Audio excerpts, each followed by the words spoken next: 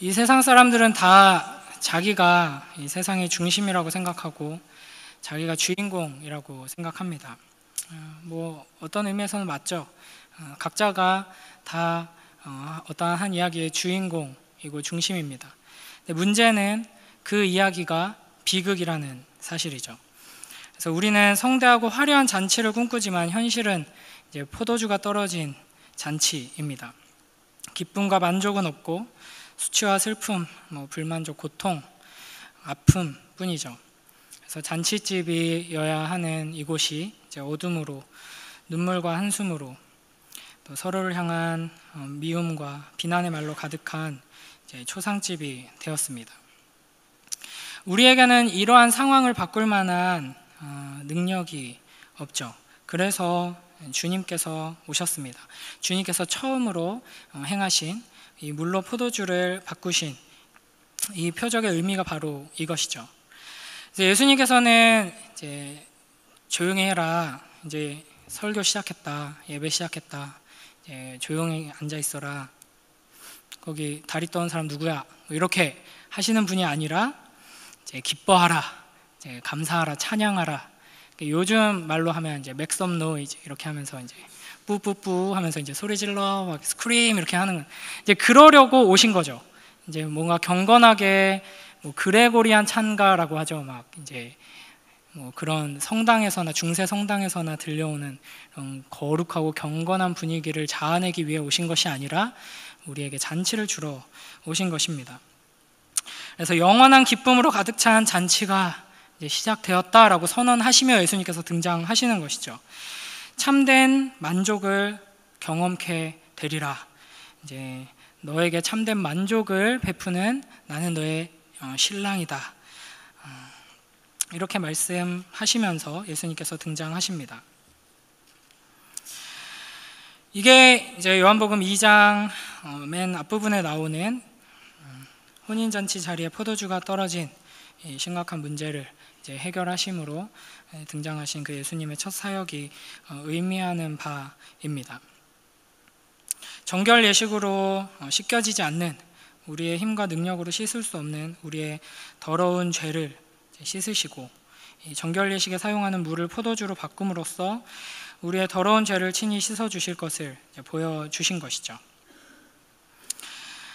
그렇기 때문에 이제 이와 같이 예수님께서 우리에게 어떤 분이신가, 어떤 분으로 오셨는가를 성경이 어떻게 그리고 있는가를 우리가 잘 살펴보았을 때 우리는 구원받은 자들로서, 주님의 거룩한 신부로서 이제 이 잔치를 즐거워하는 삶을 살아야 한다라는 것이죠. 우리 빌립보서 4장 4절 말씀 함께 읽어보겠습니다. 시작.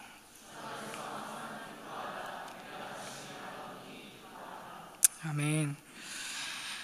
어떤 사람들은 흔히 이렇게 오해를 합니다. 그리스도인이라면 마땅히 자기 자신의 즐거움을 추구하는 것을 포기하고 하나님의 말씀에 순종하는 삶을 살아야 한다.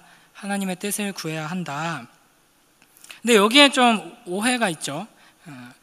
하나님의 뜻을 구하는 것, 하나님의 말씀에 순종하는 것과 나의 즐거움을 추구하는 것이 이제 대치된다고 여기는 것입니다. 그러나 결코 그렇지 않죠. 하나님께서 우리에게 빌립보서 4장 4절 방금 읽었죠. 항상 기뻐하라, 다시 말하노니 기뻐하라, 이렇게 명령하십니다. 우리에게 기뻐하라고 명령하시는 것이 하나님의 기쁨을 위해서 명령하시는 것이 아니죠. 그러니까 보통 저는 어렸을 때 많이 겪어봤는데, 이제 초등학교 때나 중학교 때 저는 이제 덩치가 왜소했기 때문에 이제 덩치 큰 불량배 형들이 갑자기 어깨동무를 하면서 야 웃어 이러면서 골목으로 이제 끌고 가거든요. 그러면 이제 친한 형인 것처럼 이제 웃을 수밖에 없었죠. 그러니까 하나님께서 마치 우리에게 이렇게 명령하시는 것처럼 오해하는 사람들이 있는 겁니다. 기뻐하라 기뻐하라 하는데 사실 하나님 말씀, 나에게 주시는 말씀, 하나님의 그 명령들 앞에서 별로 기쁜 건 없고 어떻게든 이 말씀을 지켜야 하니까 이 악물고 지켜야 하는데, 이제 하나님께서 마치 지금 잔치가 열렸는데 너 분위기 망치지 말고 웃어라, 이렇게 말씀하시는 것처럼 이제 기뻐하라는 명령을 오해하게 되는 것이죠.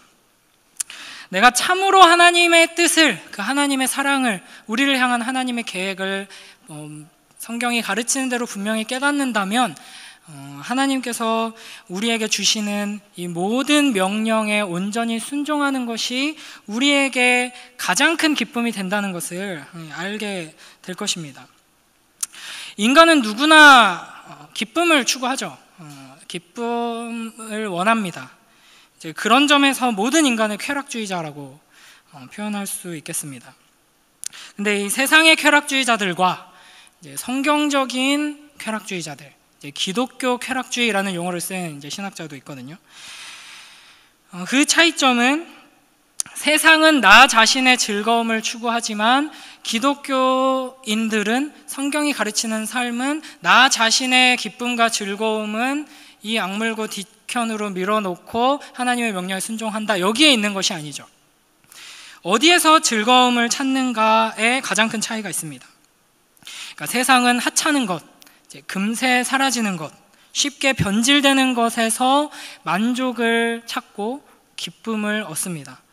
그러나 우리는 참된 기쁨, 영원히 변치 않는 기쁨을 추구하고 그 안에서 진정한 행복을 찾고 누리는 자들이다 하는 점에서 기쁨을 추구한다는 것은 똑같지만 그 지점에서 다른 것이죠. 그래서 나에게로 와서 나와 함께 기뻐하자라고 우리를 초청하시는 그 하나님의 초청은 마치 이런 것 같습니다.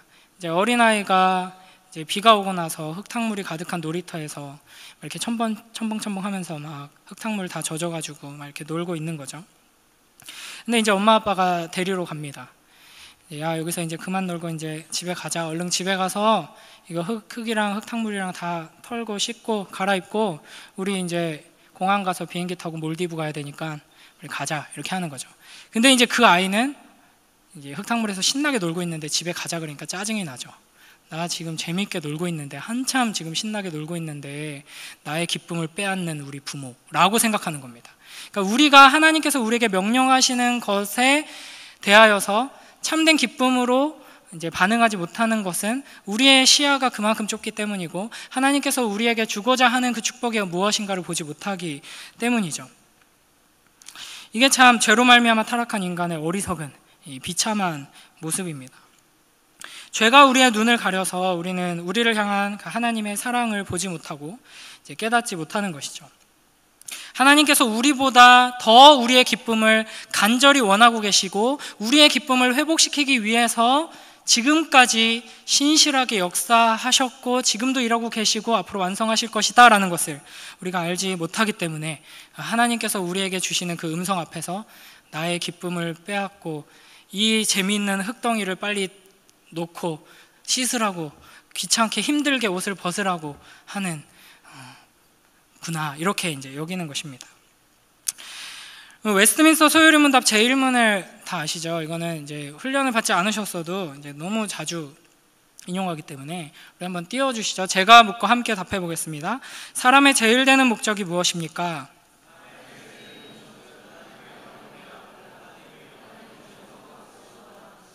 사람의 제일 되는 목적은 이제 두 가지로 정리하죠. 하나님을 영화롭게 하는 것, 그리고 하나님을 영원토록 즐거워하는 것.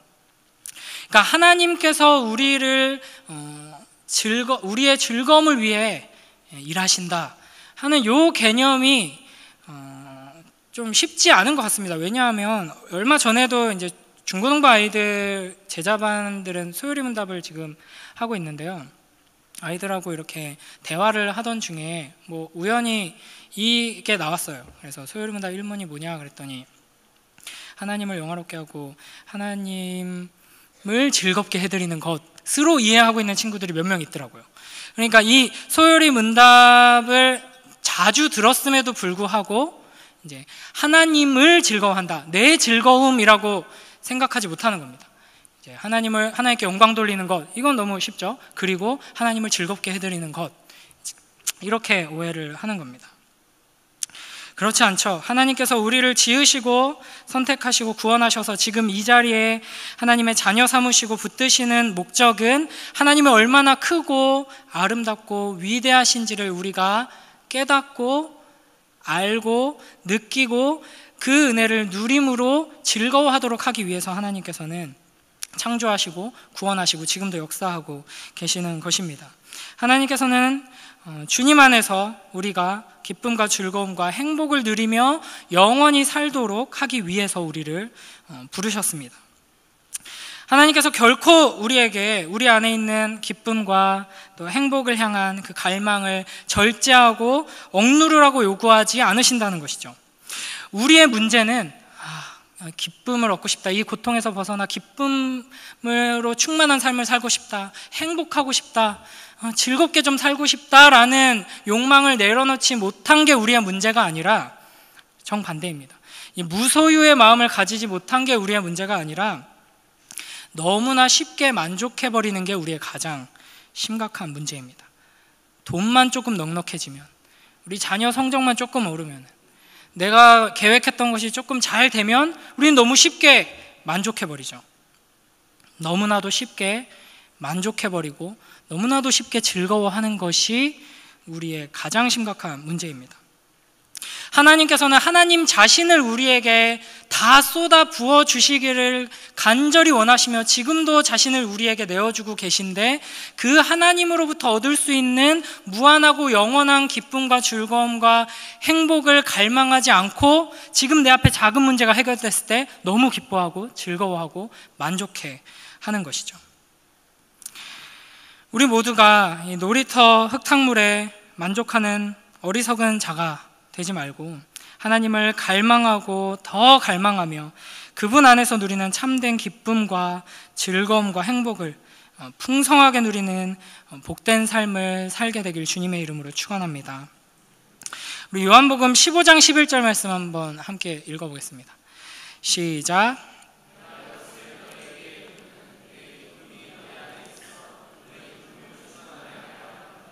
아멘. 이와 같은 구절들을 우리는 성경에서 아주 많이 찾아볼 수 있습니다. 하나님께서 우리에게 말씀하시죠. 계속해서 말씀하십니다. 그 말씀하시는 이유가 뭐냐 하면 우리 안에 기쁨을 충만하게 하려고 하나님께서는 우리에게 계속 말씀하십니다. 그렇기 때문에 우리가 하나님 말씀에 귀 기울이고 순종하고 그분의 품 안에 거할 때 우리는 참된 기쁨을 누리게 된다는 것이죠. 기본적으로 기독교인의 이 삶의 특성에서는 이와 같은 이제 속성들이 풍성하게 드러나야 합니다. 기쁨, 이제 즐거움, 이제 만족함, 행복함과 같은 이제 내용들이 이제 분명하게 풍성하게 드러나야 하는 것이죠. 그래서 얼마 전에 제가 이제 중고등부 아이들에게 이 얘기를 한번 했었는데, 우리는 너무 점잖은 사람, 너무 진지한 사람, 물론 진지해야 할 때가 있죠. 그러나 너무 매사에 진지하거나 점잔을 떨거나 고리타분하거나 재미없는 사람이 되어서는 안 된다. 우리가 있는 그곳이 우리로 말미암아 즐거움이 넘치고 기쁨이 넘치고 웃음이 넘치고 행복이 넘치고 이런 역할을 우리는 감당해야 한다. 이 세상 가운데서 유일하게 그와 같은 역할을 진정으로 감당할 수 있는 존재가 우리들이다. 이것을 우리는 기억해야 합니다. 예수 그리스도로 말미암아 회복된 이 아름답고 영광스러운 잔치에 흥겨운 노랫소리와 환호와 행복한 웃음이 우리 안에서부터 충만하게 흘러나와서 이 세상으로 우리의 가족과 이웃들에게 흘러나오게 되길, 그리하여서 우리의 삶과 가정과 교회가 잔치가 되고 이 잔치를 누리는 삶이 공동체가 되길 주님의 이름으로 축원합니다. 네, 여기서 끝내면은 참 쉬운데, 우리가 오늘 이제 컴패션 썬데이를 통해서 이제 함께 이제 아마 많은 걸 느끼셨을 겁니다. 저는 사실 한때 이런 이제 빈곤의 문제, 불평등의 문제에 아주 깊이 관심을 기울이면서 저의 이제 삶을 이와 같은 직업 가운데서 뭐 NGO 단체나 뭐 이런 일을 하도록 하나님께서 나를 부르시는 게 아닌가, 내 마음이 막 너무 많이 흔들려서 이런 부분에서 많이 고민을 하던 때가 한때 있었거든요. 오늘도 사실은 매 설교마다 매 영상마다 그냥 아이들 포스터만 봐도 사실은 막 마음이 막 아프고 막 저는 좀 그런 편인데, 우리 주변에 주변이죠. 이제 지구촌 아닙니까? 그러니까 우리 주변입니다. 우리 주변에 인간으로서 가장 기본적인 필요조차 채워지지 않은 채 고통 가운데 버려진 이들이 너무나 많습니다. 그러니까 우리 이든이, 뭐 하미, 뭐 은하, 은설이, 뭐 이런 나이 아이들이 학교를 가지 못하고 돌봄을 받지 못한다는 것만 해도 너무나 큰 비극이거든요. 그런데 그런 아이들이 우리가 해도 너무나도 힘들고 비참한 그런 노동을 평생 하면서 이제 어른이 되어가고 이제 온몸이 망가지면서 그렇게 살아가는 아이들이 상상 이상으로 너무나도 많습니다. 제대로 돌봄받지 못하고 제대로 먹지도 못하고 우리가 영상으로 봤듯이 더 심각한 상황들도 이제 찾아보면 굉장히 많습니다. 뭐 인신매매와 이제 납치와 성매매와 살인, 마약의 이제 굴레 안에서 벗어나지 못하고 있는 아이들. 그래서 이제 미국의 어떤 선교단체는 이제 선교사님들이 이제 선교사로 이제 사역을 시작할 때 이제 서약서를 쓰는데 이제 목숨을 내놓겠다는 서약서를 씁니다. 왜냐하면 그 선교사님들이 하는 사역은 이제 교회가 없는 곳에 교회를 세우는 것이 아니라 이와 같이 이제 어린 소녀들이 인신매매 당한 그런 곳에 찾아가서 그곳에 지역 경찰과 군인들의 협조를 구해서 이제 방탄 옷을 입고 이제 사격 훈련을 한 다음에 이제 거기로 들어가는 거죠. 그래서 목숨을 걸고 한 명이라도 구해내기 위해서 이제 그런 사역을 하는 분들도 있습니다. 그러니까 이런 끔찍한 세상 가운데 우리가 살고 있는데 우리는 잔치가 회복되었네, 너무 기쁘다, 신나게 뛰어놀면서 즐거워하면서 살면 되는 것인가? 예수님이 우리에게 이런 분이시다는 것을 아는 것, 그리고 기뻐하며 감사 찬양하는 것, 이것도 중요하죠. 그러나 여기서 끝나서는 안 됩니다. 예수님께서는 우리를 부르십니다. 제자로 부르십니다. 예수님의 그 영광스러운 사역에 동참하도록 부르십니다.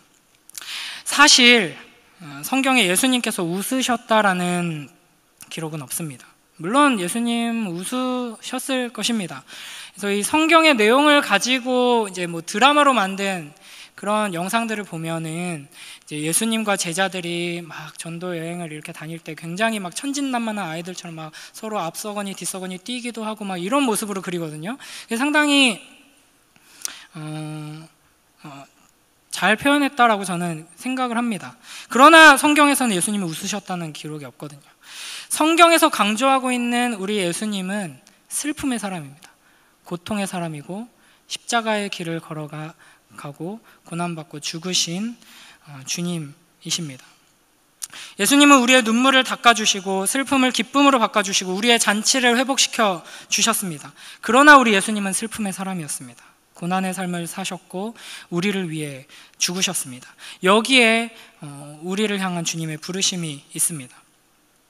우리는 우는 자들, 죽어가는 자들, 고통 가운데 신음하고 있는 자들과 구별되어서 여기에 함께 모여서 동떨어져서 잔치를 하는 자들이 아니고 나를 희생해서 눈물 흘리는 자들을 웃게 해주는, 잔치가 끝난 곳에 잔치를 회복시켜주는 그런 존재로 부름을 받은 것이죠. 다시 말하지만 이 예수님의 부르심은 너희 기쁨을 반납하고 내가 지금 너에게 명령하는 이 일에 순종하고 헌신해라 라는 부르심이 아닙니다.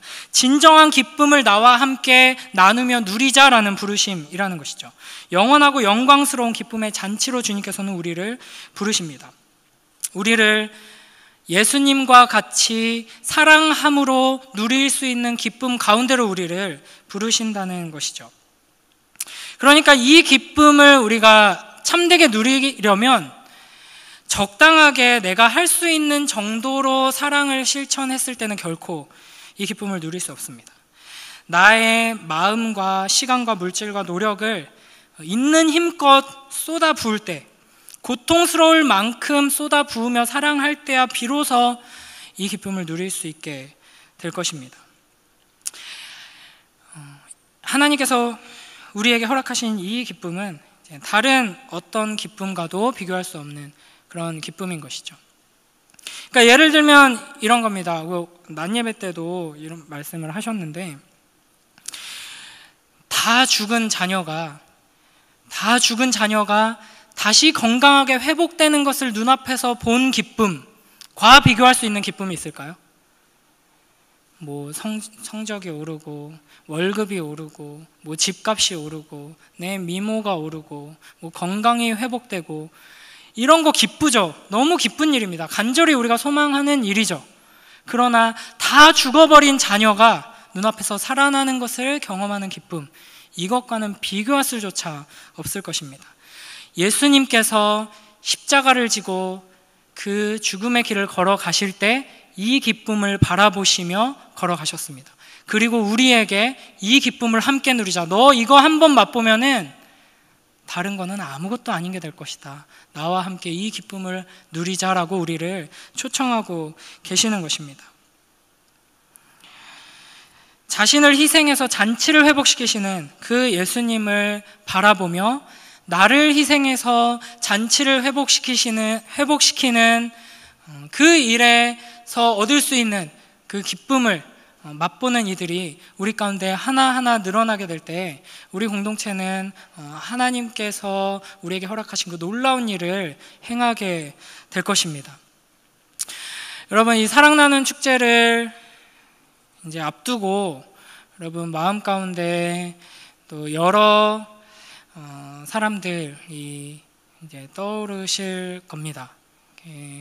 많은 사람들이 있습니다. 우리 주변에 예수님을 알지 못하는 많은 사람들이 있습니다. 그냥 기도만 열심히 한다고 해서 그 사람들이 주님 앞으로 돌아오지도 않고요. 우리가 아무리 돈과 시간과 정성을 많이 쏟아도 그 사람들이 돌아오지 않을 수도 있습니다.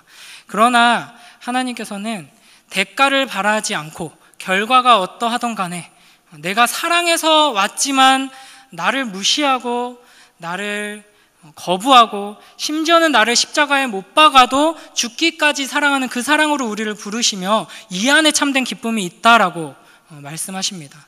여러분이 복음을 전하기 위해 또 우리의 가족과 공동체를 섬기기 위해 이 사랑을 베풀 때 주님의 수준까지 높아져서 주님께서 우리에게 허락하시는 이 기쁨을 누리며 대가를 기대하지 않고 죽기까지 순종하며 사랑하는 우리 모두가 되길 주님의 이름으로 축원합니다. 시간 우리 말씀을 기억하며 함께 기도하며 나아가도록 하겠습니다. 주님께서 우리를 참된 기쁨의 자리로 부르셨는데 이 부르심에 귀 기울이며 반응하게 하여 주시옵소서. 이 부르심에 순종하여 사랑 안에서 자라감으로 주님의 사랑으로 사랑할 때 우리가 이 참된 기쁨을 누리게 하여 주시옵소서. 우리 장유호산학교회가 이 아름다운 잔치가 회복되어서 서로가 서로에게 자신을 내어줌으로 상대방의 잔치를 회복시켜주는 그 사랑으로 가득 찬 공동체가 되게 하여 주시옵소서. 내가 이 사랑으로 하나님께서 나에게 맡겨주신 지체들을 섬길 때 나로 말미암아 잃어버린 영혼들이 주님께로 돌아오게 역사하여 주시옵소서. 이 시간 함께 기도하며 나아가도록 하겠습니다.